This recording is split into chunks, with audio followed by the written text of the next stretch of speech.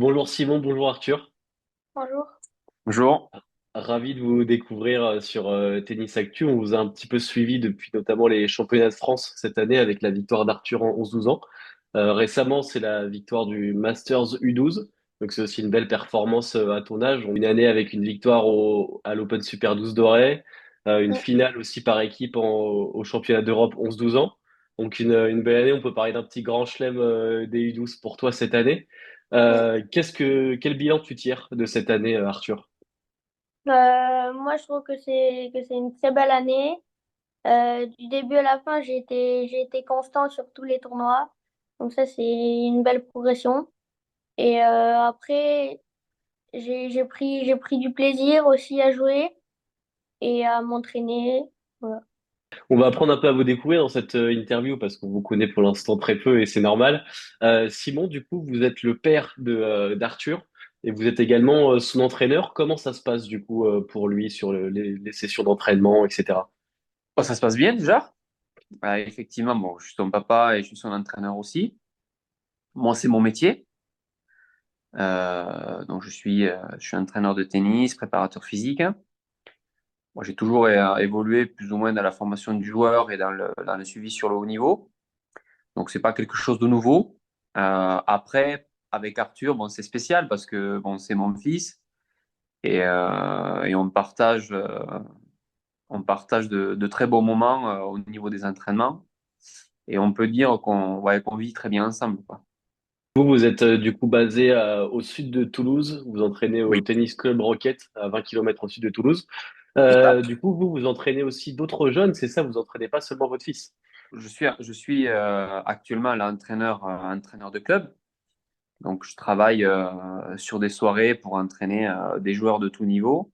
Par contre, depuis maintenant l'année dernière, en journée, je n'entraîne plus que lui. Il y a 2 ans, j'entraînais encore deux projets nationaux à vocation internationale. C'était Ambre Le Prunennec en 2011, qui faisait partie des 3 meilleures joueuses françaises, et Arthur. Et depuis 2 ans, j'entraîne plus que lui. Et donc, comment se compose une semaine classique du coup avec Arthur? Est-ce qu'il y a des entraînements tous les jours du coup en ce moment? Dans les grandes lignes, il y a des entraînements. Alors, quand on n'est pas en compétition, euh, on fait, euh, on fait des bi-quotidiens, c'est-à-dire que le lundi, le mardi, c'est 2 fois par jour, le mercredi, qu'une seule fois. Ensuite, le jeudi, 2 fois, et le vendredi, samedi, une fois. Donc ça, c'est une semaine vraiment tout à fait classique. Avant de partir en tournoi, on fait jamais de bi-quotidien, c'est une seule fois, voilà, pour garder de la fraîcheur. Euh, et après, nos entraînements s'articulent de la façon suivante. Le matin, c'est plus dédié au travail physique et au travail de fond de cours. Et les après-midi, c'est dédié vraiment au travail de la volée, du service et du retour de service. Après, il peut y avoir de temps en temps organisation de matchs libres, mais globalement, c'est notre cadre de travail, ça, l'entraînement. Ça fait une semaine quand même très chargée niveau tennis. Cette année, les 2012, je crois que ils sont en cinquième. Est-ce que c'est la même chose pour toi du coup, Arthur? Comment tu suis les cours du coup cette année? Moi, je fais le CNED depuis la sixième. Donc ça fait 2 ans que je fais le CNED. Quel créneau tu peux trouver par exemple sur une semaine classique pour réviser? Comment ça se passe? Est-ce que tu travailles du coup avec tes parents qui t'aident? Oui, donc je travaille le soir, des fois, et après le mercredi après-midi, et le samedi et le dimanche. Je travaille avec mes parents qui m'aident un petit peu, et après, je dois rendre des devoirs sur la plateforme du CNED. Et c'est pas trop difficile de gérer les deux avec autant de tennis pour le moment? Au début, c'était compliqué, l'année dernière. C'était compliqué au début pour trouver le rythme et tout, mais après, quand, quand on s'habitue, c'est mieux. Pour revenir un petit peu sur ton tennis, du coup, toi, comment tu décrirais ton style de jeu pour une personne qui t'a jamais vu jouer? Quels sont tes points forts, tes points faibles? Je sais que t'es un gaucher, du coup. Oui. Donc, moi, mon style de jeu, je suis un attaquant, j'adore monter à la volée et tout ça. Et après, mes points forts, c'est ma couverture de terrain. Et après, j'arrive à me créer beaucoup d'opportunités. Je fais beaucoup de coups gagnants et tout ça. Voilà. Tu étais classé 5-6 cet été, c'est ça, je crois. Quel est ton classement 4-6. maintenant? 4-6 4-6? maintenant. Mm. Ok, aujourd'hui tu es 4-6, d'accord. Et tu fais quelle taille par rapport aux jeunes de ta catégorie? Moi, je fais 1m51. C'est en dessous de la moyenne quand même. Non, vous n'êtes pas forcément d'accord, Simon, sur Ah, la taille? oui, non, oui, c'est un joueur de taille moyenne. Après, il y en a qui sont plus grands. C'est pas le plus petit. Voilà, un joueur de taille moyenne. Après, c'est vrai que le tennis, c'est un sport où il y a beaucoup de grands. Ouais, justement, c'est un point sur lequel il faut travailler. Du coup, pour les joueurs qui sont pas forcément, enfin, qui font pas forcément plus d'1m90 ou qui sont pas pronostiqués pour être à plus d'1m90, du coup, est-ce que vous Alors, travaillez là, justement spécifiquement non, là-dessus? Ok. non, là-dessus, là-dessus, pas du tout. On travaille dans le sens du jeu et, euh, et, et ce qui correspond à l'identité de jeu. Là, Arthur, il parlait de son jeu.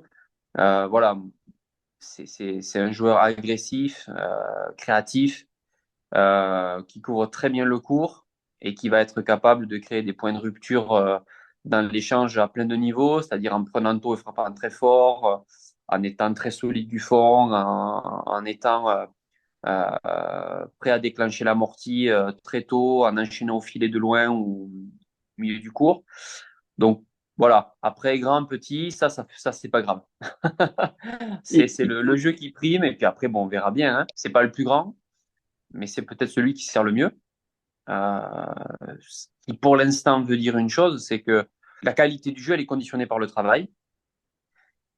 Après, c'est sûr que si quelqu'un travaille très bien, a des qualités et en plus les 2 mètres, bon, c'est c'est bien aussi. Euh, mais en tout cas, voilà, là, on ne parle pas trop de ça pour l'instant. si tu devais te comparer, par exemple, comparer ton jeu à celui d'un professionnel, est-ce qu'il y a un joueur à qui tu ressembles un petit peu en version junior? Euh, J'arrive plus à me rappeler son nom. On va essayer de deviner Ah, qui c'est. Oui, Ah oui, euh, d'accord. Rémi Nord, un petit Ok. peu. Ah oui, Voilà. qui est très, très mobile sur le terrain Mm. et qui peut aussi mettre beaucoup de puissance. Tu as des idoles, j'imagine, un peu dans le tennis. Je crois que tu es assez fan de Rafael Nadal. D'ailleurs, Oui. il me semble que sur le terrain, il t'arrive de célébrer en disant Vamos. Mm. Ça vient de là aussi, ça vient de Rafael Nadal. Mm. Tu as peut-être suivi du coup cette semaine la fin de sa carrière. Pourquoi tu es fan de Rafael Nadal? Qu'est-ce qui te plaît chez lui? Qu'est-ce qui me plaît chez lui, c'est sa combativité. Il lâche pas un point. Et aussi, je m'inspire de son jeu de gaucher. Il fait son jeu de gaucher, il le joue très bien. Donc ça m'inspire et c'est vers là où je veux améliorer mon jeu. Voilà. Et il y a d'autres joueurs aussi que tu suis et qui sont un peu des exemples pour toi. Je crois Hubert Hurkacz par son Ah calme, oui. j'avais vu ça par exemple. Mm. Ouais, Hubert Oui. Hurkacz, et il y en a d'autres aussi du coup. Non, c'est ces deux-là, moi j'aime bien. Pour parler un petit peu financier au niveau des sponsors, Arthur, du coup, je crois qu'on peut le dire que tu es le meilleur de la catégorie des 12 ans en France. J'imagine que ça attire forcément des marques, même si c'est encore des joueurs très jeunes. Simon, est-ce que vous pouvez nous parler un peu de ça? Je crois qu'il y a Technifit, par exemple, qui suit un petit peu Arthur. Après la victoire de Auré, donc qui sont les championnats du monde de 12 ans, Lacoste et Technifibre qui se sont positionnés à nos côtés. Donc, c'est nos partenaires majeurs. Ils nous soutiennent à 2 points de vue parce que c'est des contrats internationaux. Donc, d'un point de vue du matériel, donc tout ce qui va être raquettes, bagagerie, textile, chaussures. Et après, d'un point de vue financier aussi, parce que une saison, c'est très cher. Surtout que nous, on a choisi de rester dans notre environnement. Arthur, par exemple, même si c'est le meilleur de sa catégorie, il n'est pas sur le pôle France euh, de Poitiers. Donc, on a choisi cette option-là, qui n'est pas la plus facile, hein, mais en tout cas qui nous semblait la plus juste. Et ensuite, on a des partenaires privés. Euh, donc, on a Emotional. Emotional, c'est une marque de bijoux euh, avec le directeur qui est quelqu'un que je connais très bien, qui est passionné de sport et qui a voulu nous aider. Donc ça, c'est donc dans le milieu haut-garonnais dans lequel on est. Donc ça, c'est une fierté parce que c'est vrai que les grandes marques du tennis, bon, mais elles se positionnent sur les meilleurs joueurs, Bon, même si avec Technifibre, on avait une histoire qui était quand même assez ancienne, donc ça nous va bien, ça, d'avoir des relations privilégiées avec nos partenaires, des gens qu'on connaît, qui partagent nos valeurs, qui n'ont pas des exigences totalement farfelues par rapport à un joueur de 12 ans. Ils connaissent les besoins, ils savent ce qui est important. Et donc ça nous va très bien. Et après, on a deux autres partenaires qui sont Ecoya. Donc, c'est une marque, c'est une entreprise pareille, toulousaine. Et ensuite, tout récemment, on a l'entreprise Spobam. Donc, et pareil, c'est des connaissances proches des joueurs de tennis, euh, voilà, qui souhaitent, euh, qui souhaitent nous aider. Ça fait déjà beaucoup de sponsors pour un jeune de cet âge-là. Vous avez parlé du coup du fait de rester à Roquette et pas de partir au pôle de Poitiers. Est-ce que vous pouvez nous Mhm. expliquer ce choix de rester à Roquette? Les options, c'était simple, c'était bon, rester dans notre environnement. C'était le Pôle France de Poitiers ou c'était une grande académie, IMG en Floride, Moratoglou à Nice ou ailleurs, peu importe. Bah, l'idée, c'est que ça fonctionne très bien comme ça. Après, c'est des notions, c'est l'herbe n'est pas forcément plus verte ailleurs. Et tant que les conditions sont réunies pour que tout avance dans le bon sens, autant rester dans ça. Après, il y a l'autre chose, c'est vraiment de garder la main sur notre façon de nous entraîner, notre liberté par rapport à la programmation des tournois, par rapport à l'organisation de la semaine. Parce que, par exemple, dans un collectif, il y a une programmation qui est, je parle du collectif, par exemple, sur un pôle ou dans des structures d'entraînement, la programmation, elle est pour le groupe de joueurs. Nous, par exemple, on aurait décidé de faire une grosse semaine de travail, puis Arthur, bon, serait un peu fatigué, euh, on aurait besoin de repos, ben nous, on coupe et on fait autre chose. Si on voit que peut-être que le tennis, à un moment, il y a des grosses périodes de travail, un peu de saturation. Bon, nous, on est une famille de sportifs. Donc là, on va prendre le vélo de route, le VTT, on va faire 2 jours off, on va faire autre chose, on va aller nager. Et ça, très honnêtement, j'ai des convictions par rapport à mes projets passés et par rapport à ce qui se passe actuellement. C'est ce qui fait que pour l'instant, on arrive à garder bah, cet enthousiasme, cette fraîcheur, cette envie d'aller sur le court. On fait les choses voilà, comme on le souhaite et on a fait en sorte de ne pas avoir d'obligation vis-à-vis de personne. Et ce qu'il faut souligner pour l'instant, c'est qu'on est toujours avec la Ligue Occitanie de tennis, qui, pareil, sur son antenne de Balma, puisque c'est proche de notre club, hein, c'est à 20 minutes de notre club.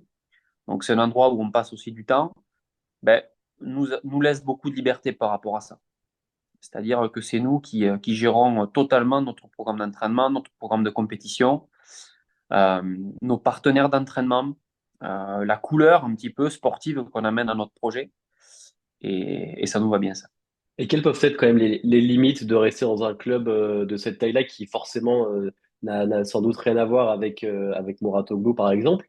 Ah oui. J'imagine peut-être en termes d'infrastructure, peut-être qu'il n'y a pas toutes les conditions de jeu possibles, peut-être qu'en niveau renforcement musculaire, il n'y a pas forcément les accessoires adaptés. Ça peut être ça aussi les limites quand même. Et au bout d'un moment, il Alors, faudra peut-être obligatoirement changer de structure ou pas ouais. forcément. C'est possible de rester à Roquette. Alors, Rocket, c'est notre camp de base, on va dire, entre guillemets. Maintenant, notre terrain de jeu, c'est vraiment la Haute-Garonne. C'est-à-dire qu'on peut s'entraîner sur le club de Rocket, où il y a 2 durs intérieurs de très grande qualité.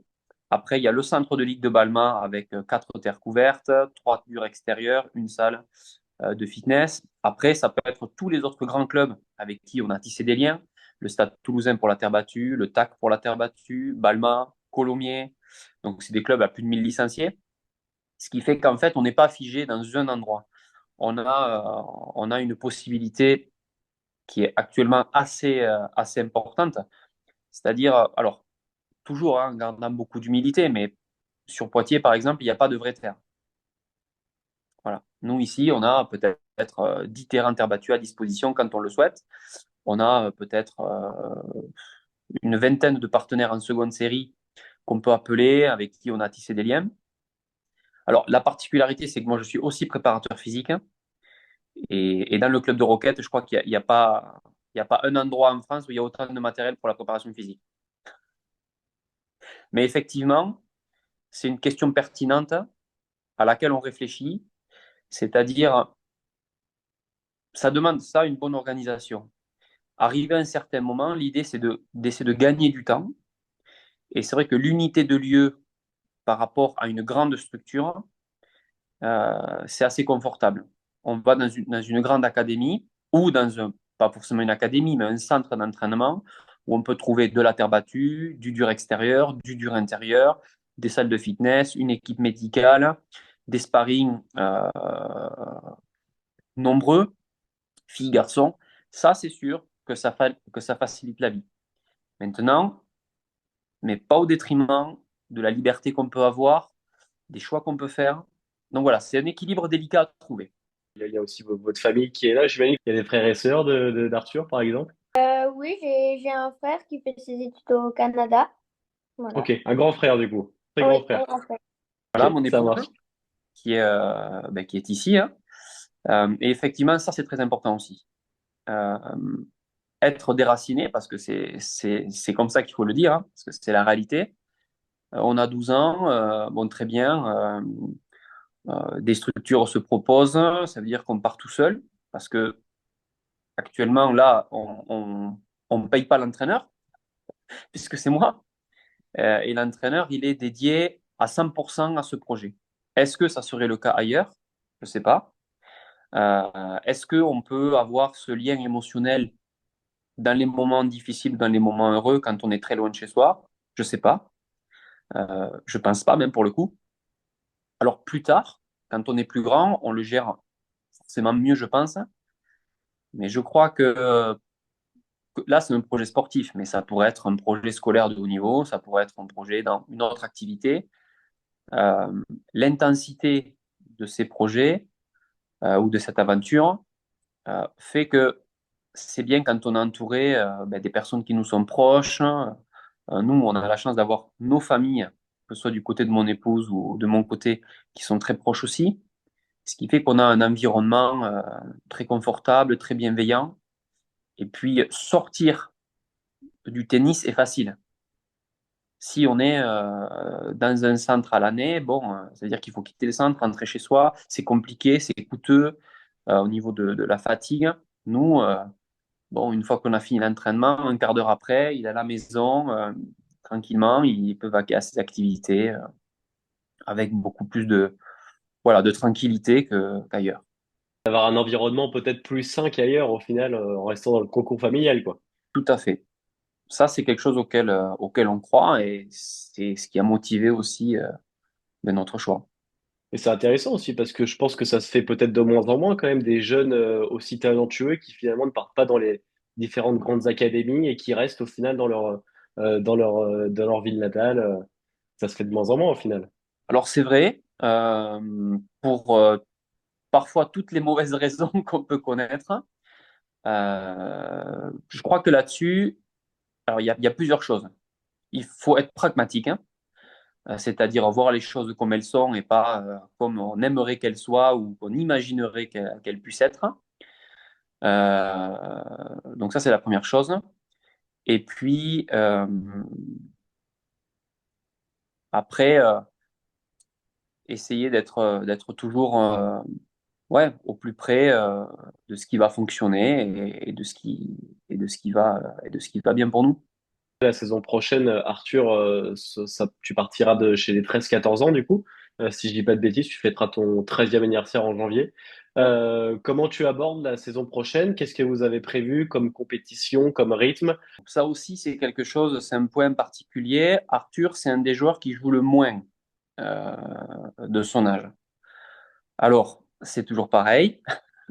Nous, en fait, on s'est beaucoup exposé à ce que beaucoup de personnes ne faisaient pas.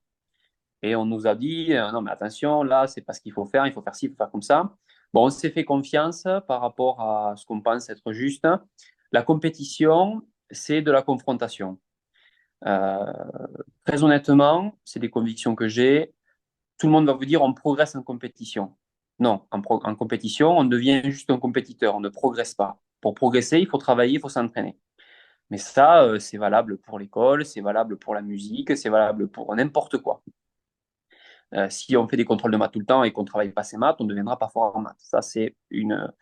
Mais dans le tennis, on a décidé que ça se faisait autrement. Bon, mais nous, non, on a décidé que ça se faisait comme partout. Donc ça, c'est un petit peu notre couleur, c'est-à-dire que on n'imagine rien et on essaye simplement de raisonner de manière pragmatique, comme j'ai dit tout à l'heure. Alors, pour le tennis, la saison 2025, la nouveauté, c'est qu'Arthur va rentrer les deux pieds dans les U14. Parce que pour l'instant, il a fait à Pontevedra son premier tournoi U14 catégorie 2, qu'il a gagné. C'était en Espagne. Et là, on va attaquer la saison en U14 avec, en février, les petits As. Bon, là, on va espérer une invitation parce que on va voir en janvier, Arthur aura tous ses points U14. Donc, on verra dans quel tournoi il peut rentrer ou pas, sans solliciter la Fédé pour une wildcard ou pour une invitation. Et, euh, et la programmation des tournois, on ne l'a pas encore finalisée. Il y aura un peu plus de densité parce qu'il y a beaucoup, beaucoup de tournois. Nous, on a pris du temps pour s'entraîner en début d'année. Donc, à partir de janvier, on augmentera un tout petit peu plus le volume de compétition. Arthur, peut-être pour terminer, où est-ce que tu te vois, toi, dans quelques années? Est-ce que tu penses vraiment que ton avenir est dans le tennis professionnel? En tout cas, c'est ton objectif. Oui, oui, c'est mon objectif de devenir pro. Voilà. Et Et, c- ouais, je fais tout, je m'entraîne tous les jours et tout pour ça. et ce serait quoi ton objectif ultime dans le tennis? Est-ce qu'il y a un tournoi que tu as envie de gagner, un classement que tu voudrais avoir? Moi, mon rêve, c'est gagner un grand chelem. Quel, Voilà. s'il fallait choisir? Lequel, moi, j'ai Roland-Garros parce que c'est en France, voilà. Si le tennis français manquait d'un Arthur, eh ben, on en a peut-être à nouveau. Oui, Merci, merci à tous les deux et bonne fin d'année. À Eh bientôt. bien, merci. merci et à très bientôt. Merci.